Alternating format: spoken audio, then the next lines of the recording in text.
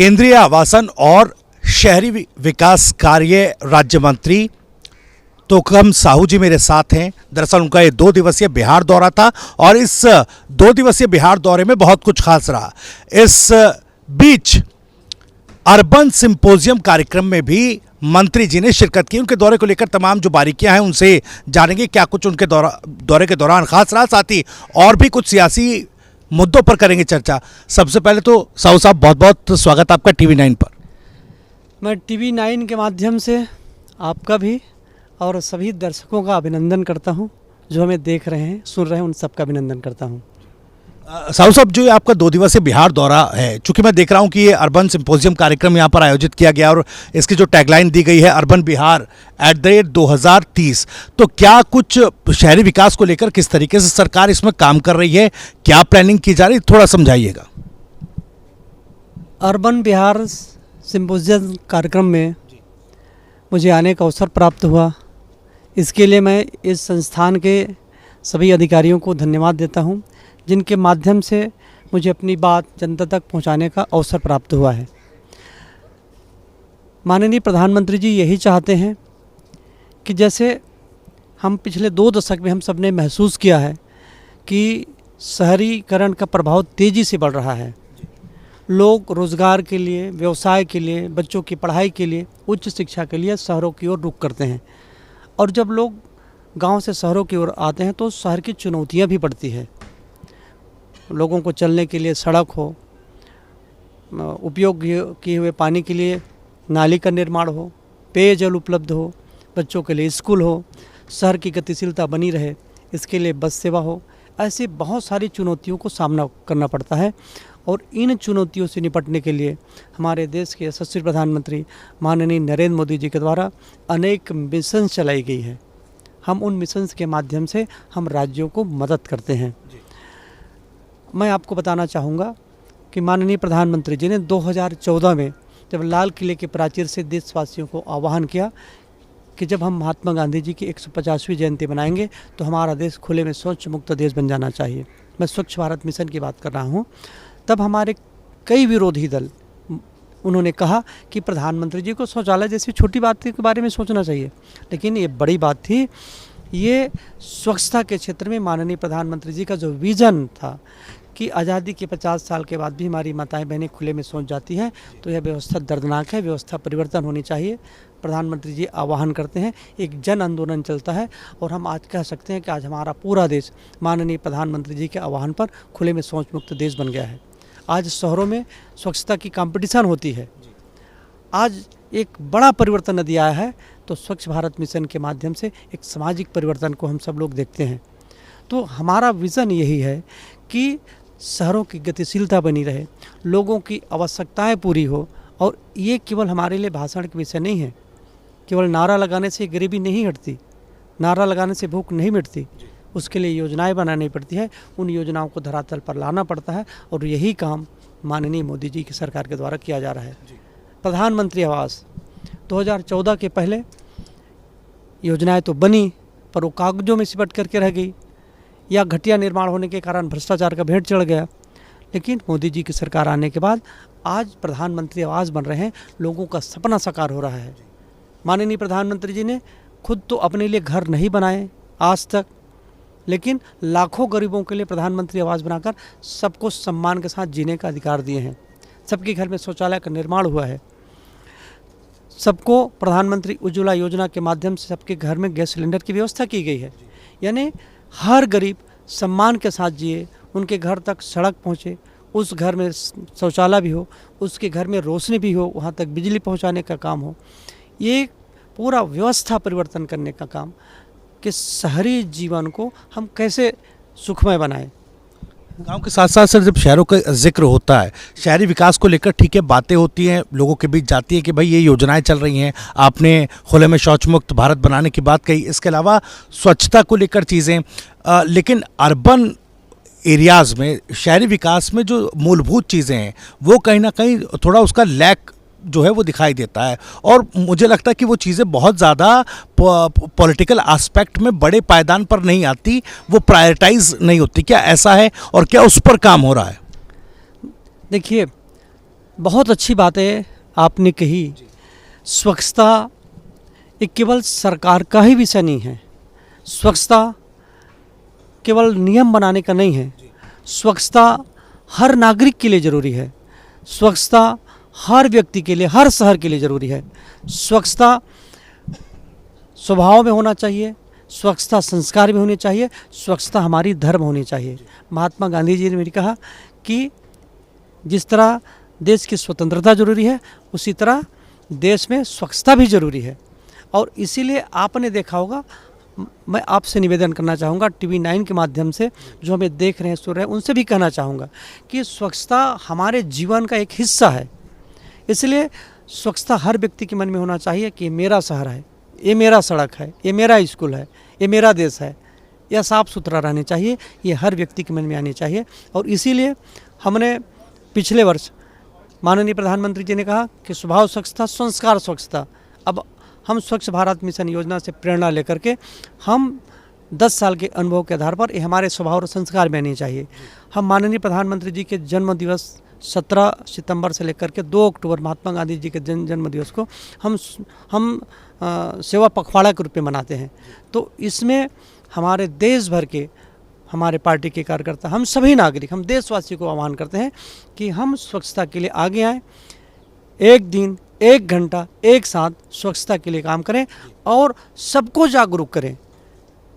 हम कचरे का ढेर नहीं बनने दें, उसको साफ करना, और सिटी यूज को चिन्हांकित करके हम उसको रिसाइकिल करने का काम हमारी सरकार, हमारी पार्टी और हमारे देश के नागरिक कर रहे हैं। आपको जानकर आश्चर्य होगा कि कल जब बैठक हुआ तो माननीय केंद्रीय मंत्री श्री खट्टर साहब जी ने कहा कि हम सबको जो कूड़े का ढेर है, जो सिटी यूज़ है, उसको पहचान करके हम सबको एक एक कचरे के जो ढेर हैं उसके निस्तारण के लिए हम सबको काम करना चाहिए, ताकि देश में एक भी कचरे का ढेर मत हो। इसलिए मैं टीवी 9 के माध्यम से, आपके माध्यम से मैं सभी देश के नागरिकों से कहना चाहूँगा और आपसे भी निवेदन करना चाहूँगा कि हम सब लोगों को जागरूक करें और हमारे मन में बात होनी चाहिए कि अपने देश को, अपने शहर को हमें गंदा नहीं रखना है। सर, मैं एक बात और समझना चाह रहा हूँ। शहरी विकास के तहत टाउन प्लानिंग, इंफ्रास्ट्रक्चर किस तरीके से डेवलप हो, बेहतर तरीके से प्लान वे में डेवलप हो, इस तरह सरकार की नज़र रहती है या तमाम फोकस रहता है, तमाम एफर्ट्स रहते हैं। लेकिन एक चीज़ जो कहीं ना कहीं छूटती है, मैं देखता हूँ कि शहरों में जिस तरीके से ट्रैफिक की व्यवस्था है या ट्रैफिक जितना बढ़ा हुआ है, उसमें कहीं ना कहीं प्रॉब्लम काफ़ी ज़्यादा फेस करता है। आप पटना में, आपने भी देखा होगा, आज आपका पटना दौरा, या बाकी शहरों में भी इस तरह की चीज़ें, तो उसको किस तरीके से बेहतर किया जा सके, इसको लेकर क्या विजन है? और चूंकि ये केवल एक शहर तक सीमित नहीं है, ये अमूमन अब तो हर शहर में की स्थिति ऐसी हो गई है कि भारी ट्रैफिक जैम से लोगों को जूझना पड़ता है, तो क्या सिंक्रोनाइज्ड वे में, क्योंकि अलग अलग चीज़ें हैं, अलग अलग डिपार्टमेंट्स हैं, अलग अलग मंत्रालय हैं, तो क्या इसको लेकर सिंक्रोनाइज्ड तरीके से भी क्या सरकार किसी तरह की कोई प्लानिंग कर रही है या इस पर फोकस कर रही है? देखिए, सरकार शहरों को आर्थिक विकास के इंजन के रूप में जाना जाता है, इसलिए शहरों को इस पर महत्वपूर्ण भूमिका निभानी ही पड़ेगी। शहर की गतिशीलता बनी रहे, इसके लिए माननीय मोदी जी की सरकार ने इसके लिए बहुत व्यवस्थित तरीके से, जैसे आपने देखा होगा, हम मेट्रो रेल सेवा के माध्यम से, जहाँ शहरों में जाम होता था, अब वहाँ मेट्रो रेल की सुविधा का विस्तार कर रहे हैं। आज रैपिड रेल की सुविधा दिल्ली से मेरठ के लिए न केवल प्लानिंग बल्कि पहले फेज का लोकार्पण भी हो चुका है। तो ये शहर की गतिशीलता को बनाए रखने के लिए मेट्रो रेल सेवा हो, प्रधानमंत्री ई बस सेवा हो, इसके माध्यम से सभी शहरों में ये व्यवस्था लागू हो, ये एक हमारी सरकार काम कर रही है। और आपको बताना चाहूँगा कि मेट्रो रेल सेवा के मामले में आज भारत विश्व में तीसरे स्थान पर है। 1 करोड़ लोग प्रतिदिन मेट्रो रेल सेवा से सफ़र करते हैं। तो बहुत सोच समझकर, बहुत प्लानिंग के साथ माननीय मोदी जी के नेतृत्व में शहरी विकास को गति देने के लिए हमारी सरकार काम कर रही है। ठीक है सर, पटना चूँकि आप आए हैं, अब देखिए पटना में और पूरे बिहार में चुनावी मौसम भी है, ठीक है, आज तो बारिश भी यहाँ पर हुई और थोड़ा उमस का भी माहौल है, तो इसी तरह के सियासत पे भी माहौल चल रहा है। इस बार चुनाव को लेकर अगर मैं पूछूं तो एनडीए को लेकर, बीजेपी को लेकर किस तरह का फोकस इस बार है, क्योंकि टफ फाइट लग रही है, प्लेयर्स काफ़ी ज़्यादा मैदान में है चुनाव में। अब देखिए अलग अलग जो पारंपरिक पार्टियां हैं वो तो हैं ही, कई नए प्लेयर्स भी खड़े हो रहे हैं। तो एनडीए का फोकस क्या है, बीजेपी का फोकस क्या है, और किस तरीके से इस बार बिहार में जनता को ये आश्वस्त बीजेपी या एनडीए कर पाएगी कि भाई इस बार अगर उन्हें वोट दिया जाए तो विकास बिहार का और बेहतर तरीके से हो पाया, जो अभी तक बिहार को नहीं मिल पाया, कम से कम उस दिशा में आगे बढ़ा जा सकता।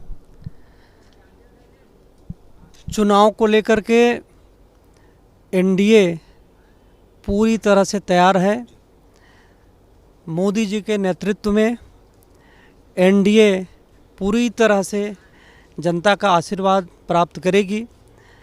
डबल इंजन की सरकार बनेगी, एनडीए की सरकार बनेगी। जनता मोदी जी के ऊपर विश्वास करती है और पूरे देश की जनता, जिस जिस प्रदेश में चुनाव हुआ है, हर प्रदेश की जनता, उन्होंने लोकसभा के चुनाव में भी और विधानसभा के भी चुनाव में मोदी जी के नेतृत्व को उन्होंने स्वीकार किया है। मोदी जी से ईमानदार इस देश में कोई हो ही नहीं सकता।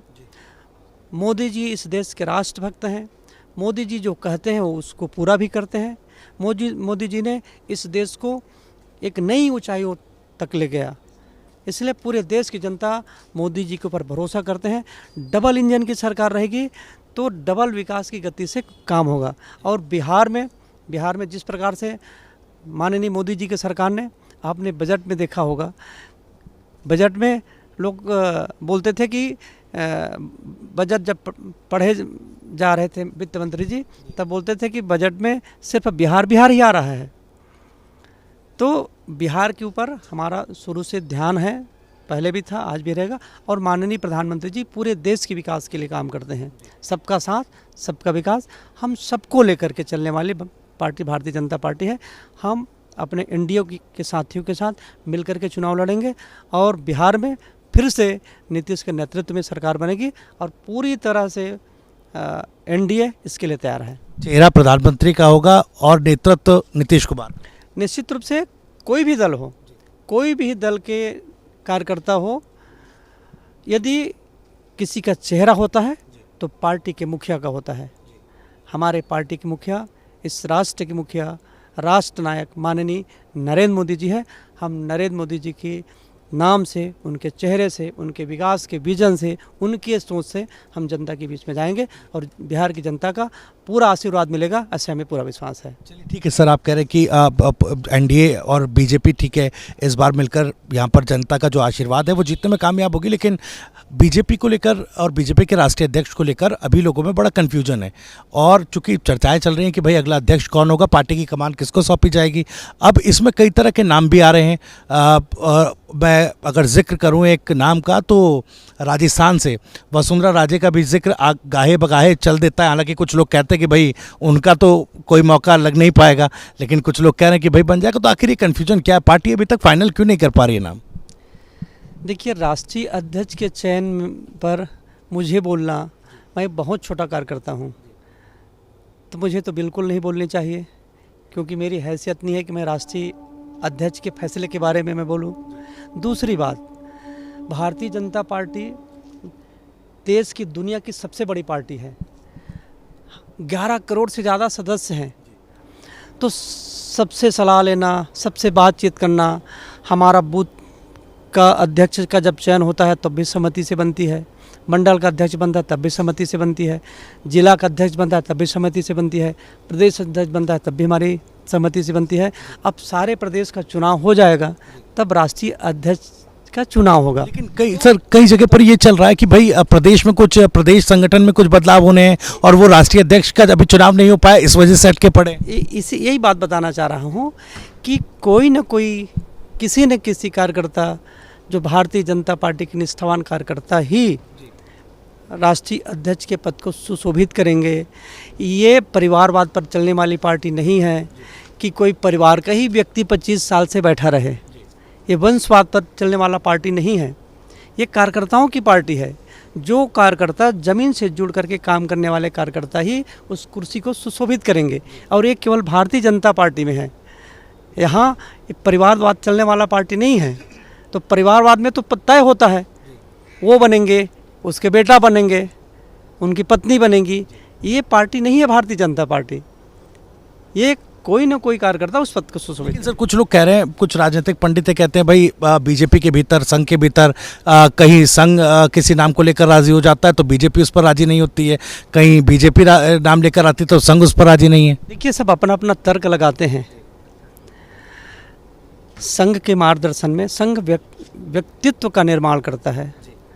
संघ इस देश की तरक्की के लिए, उन्नति के लिए, यह राष्ट्र आगे जाए, यह राष्ट्र करोड़ों साल तक सुरक्षित रहे, इसलिए व्यक्तित्व निर्माण का कार्य करती है। उसको कौन किस पद पर रहेंगे इससे संघ को कोई लेना देना नहीं होता। इसलिए अपना विचार है, किसी भी तरह की बातें करते रहते हैं। मेरे दो छोटे छोटे सवाल आखिरी छत्तीसगढ़ को लेकर भी है सर। छत्तीसगढ़ में चूंकि ठीक है कांग्रेस के भीतर एक अंदरूनी अपना टकराव चल रहा है नेताओं को लेकर, लेकिन अभी जो हाल ही में कैबिनेट का एक्सपेंशन हुआ उसको लेकर बीच सरकार पर आरोप लगे कि ये देखिए संविधान विरोध या संविधान को ताक पर रख कर के ये तो एक्सपेंशन है इस तरीके से किया गया। कई आरोप उन्होंने लगा, इस पर एक टेक आपका मैं चाह रहा हूँ। देखिए, छत्तीसगढ़ में यदि मंत्री बनाए गए हैं तो विधि सम्मत है, नियम के अनुसार बनाया गया है। बिहार में अभी भी है, जितनी जनसंख्या बिहार की है, जितना विधायक बिहार के हैं उतने ही छत्तीसगढ़ के हैं।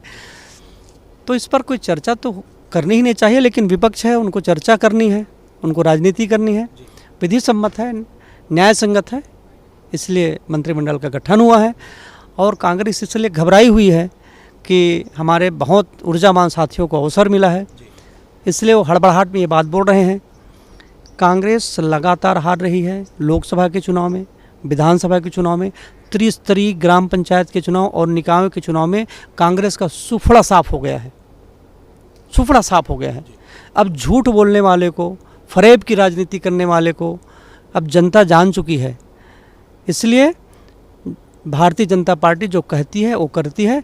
मोदी जी को, देश के एक एक नागरिक, एक एक मतदाता मोदी जी के नेतृत्व को स्वीकार करते हैं। इसलिए मोदी जी को देख करके, भारतीय जनता पार्टी की विचारधारा को देख करके जनता भारतीय जनता पार्टी के साथ जुड़ करके भारतीय जनता पार्टी को आशीर्वाद दे रही है। चलिए सर, बहुत बहुत शुक्रिया अपना समय देने के लिए, इस चर्चा के लिए। तो हमारे साथ थे केंद्रीय राज्य मंत्री तोकम सिंह साहब, और उन्होंने तमाम सवालों के कोई 2 दिवसीय दौरा था, और इस 2 दिवसीय के दौरान जो बिहार अर्बन सिंपोजियम था उसमें भी उन्होंने शिरकत की है। और फिलहाल तमाम जो सवाल थे TV9 के, उनके बेबाकी से जवाब दिए, चाहे इस कार्यक्रम को लेकर हो या फिर पटना चुनाव से लेकर छत्तीसगढ़ की राजनीति तक। पटना से TV9 के लिए राहुल सिंह के साथ मैं भविष्य त्यागी।